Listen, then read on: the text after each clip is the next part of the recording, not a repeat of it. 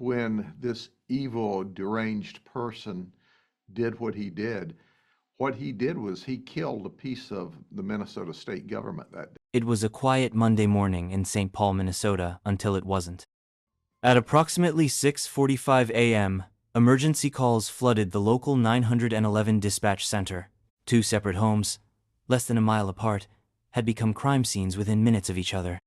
When first responders arrived, what they found sent shockwaves not just through the neighborhood, but across the entire nation.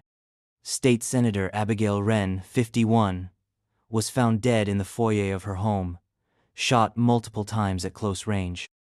Barely 10 minutes later, a second call reported another shooting, this time at the residence of Henry Malcolm, 62, the husband of Minnesota's Speaker of the House. He too was declared dead at the scene, also from multiple gunshot wounds. Both attacks bore a chilling similarity. Entry had been gained through deception. According to police reports, the shooter pretended to be a delivery worker, clipboard in hand, hat low over his eyes. Surveillance footage from a neighbor's doorbell camera captured the man walking calmly up the front steps before being buzzed in. The killer didn't run. He walked out of each scene moments later, vanishing into the early morning haze. As the news broke, the headlines were immediate and stark. Double political homicide rocks Minnesota. Terror in St. Paul. 2 dead politicians targeted. Who's next? Authorities confirmed within hours that this was not random. The victims were not simply chosen by chance. Investigators now believe the killings were coordinated, targeted, and politically motivated. While no manifesto had been recovered at the time, early digital forensics pointed to a disturbing pattern of social media posts, anti-government rants, conspiracy-fueled threats, and multiple references to traitors in power. The suspect, whose name has not yet been officially released, is believed to be a male in his 30s, with prior arrests related to online harassment and illegal firearm possession. According to FBI sources, he had been flagged in 2024 for attending multiple extremist meetings in rural parts of Wisconsin and Iowa, but no formal charges had been filed. The implications were immediate and terrifying. Capitol security was heightened not just in Minnesota, but in Washington, D.C., Tallahassee, Austin, Sacramento, and beyond. Officials were advised to cancel public appearances, tighten home security, and coordinate with state troopers for all travel. Homeland Security issued a Level 2 domestic alert, one step below high risk. President Green issued a televised statement, calling the act a horrifying assault on democracy and a tragic reminder of how dangerous political hatred has become. The governor of Minnesota declared a state of emergency within the capital region and activated the National Law Guard for surveillance duties. But beyond the formalities, what gripped the American people was fear and a growing realization that this could happen again, that no one in office was truly safe. School boards, mayors, city council members, all now asking the same question: what if I'm next? In the hours that followed, prayer vigils were held, flags were lowered to half-mast, but the mood across the country was not just grief. It was rage, confusion, and a deep, bitter sorrow that the political temperature had boiled over into bloodshed. And as the country looked for answers, one voice rose with unmistakable resolve. Grady Judd, the no-nonsense sheriff from Polk County, Florida, who would not stay silent in the face of political terror. By mid-afternoon, as candlelight vigils began forming outside the Minnesota State Capitol and members of Congress issued statements of grief, a different kind of message came from Florida, one that didn't just mourn, but confronted.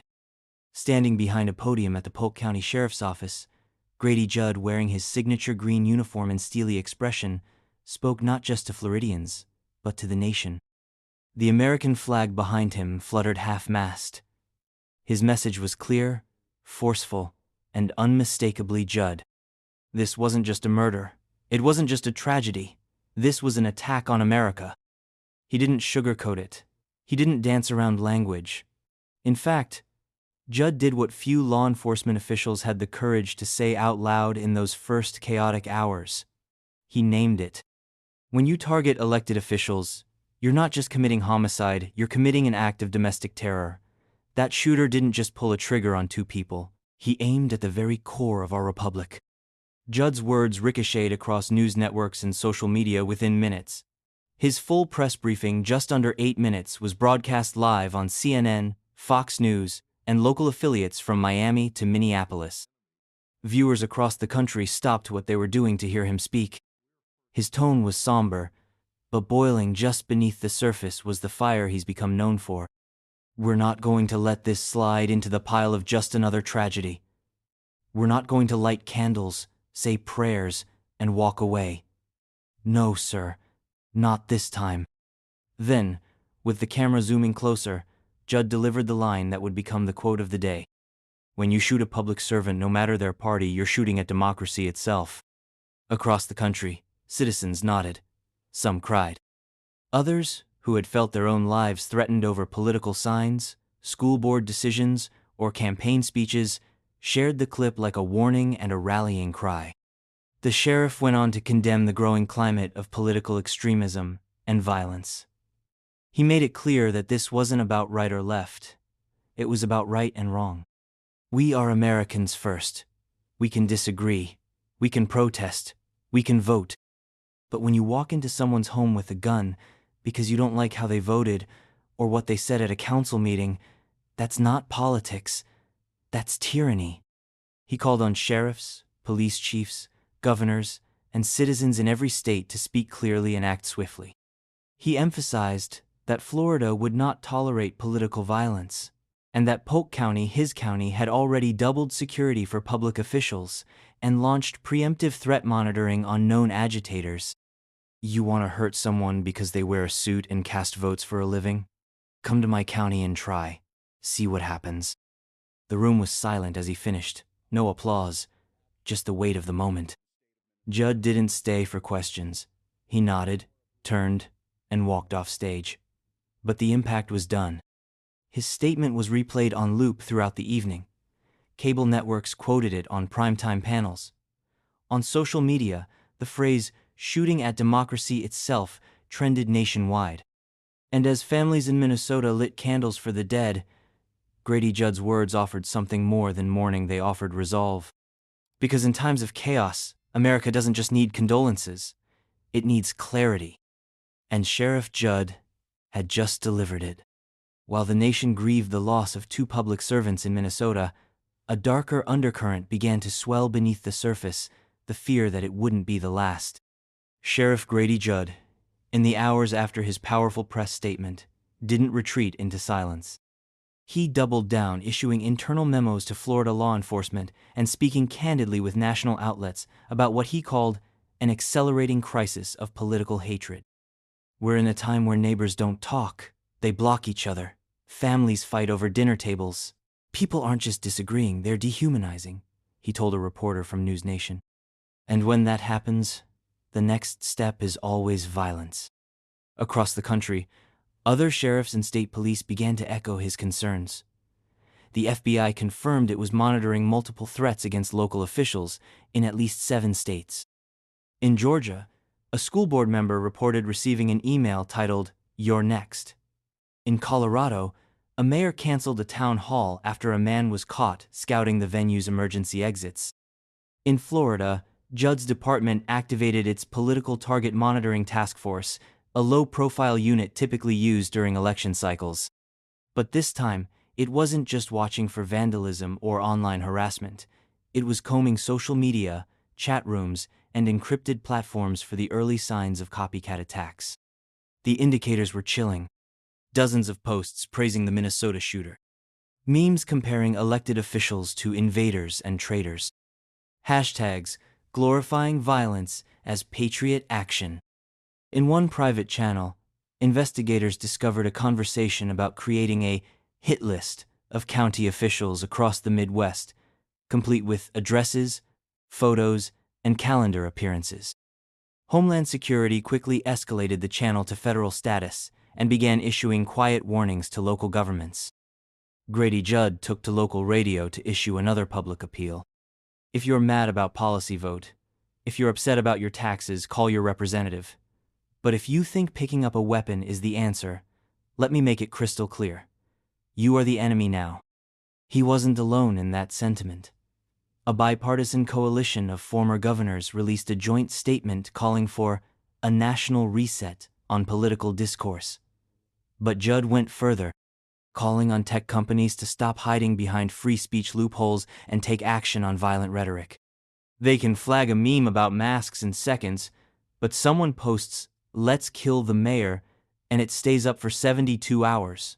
That's not freedom, that's negligence. Tensions weren't just high in government circles. Everyday Americans were starting to feel it too. In Lakeland, Florida, a city council meeting had to be suspended after a shouting match erupted between two residents over immigration policy. Both had to be escorted out by deputies. In a Tallahassee grocery store, a cashier wore a campaign button for a local candidate and was called a traitor by a customer. These weren't isolated moments, they were symptoms. We're seeing a nation where passion is replacing principle, Judd said in a later interview.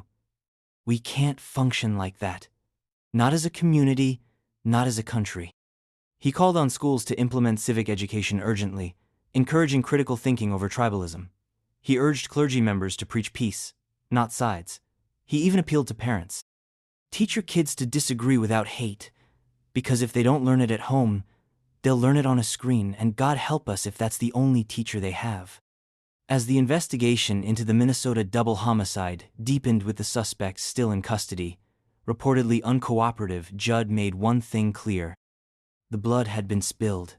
The line had been crossed. Now, the job was to make sure no one else followed.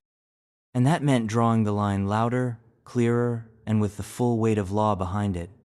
As flags remained at half-mast across government buildings in Minnesota and across the nation, the political system braced itself.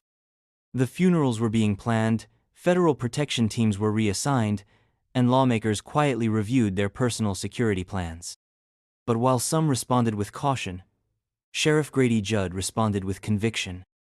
Standing once again before reporters in Bartow, Florida, Judd delivered a message that left no room for misinterpretation.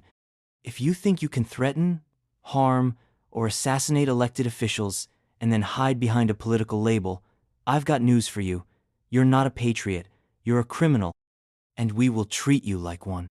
He called the current moment a stress test for democracy, and said that while America had endured civil wars and internal divisions before, this particular form of hatred, the casual normalization of violence in political discourse, was especially insidious.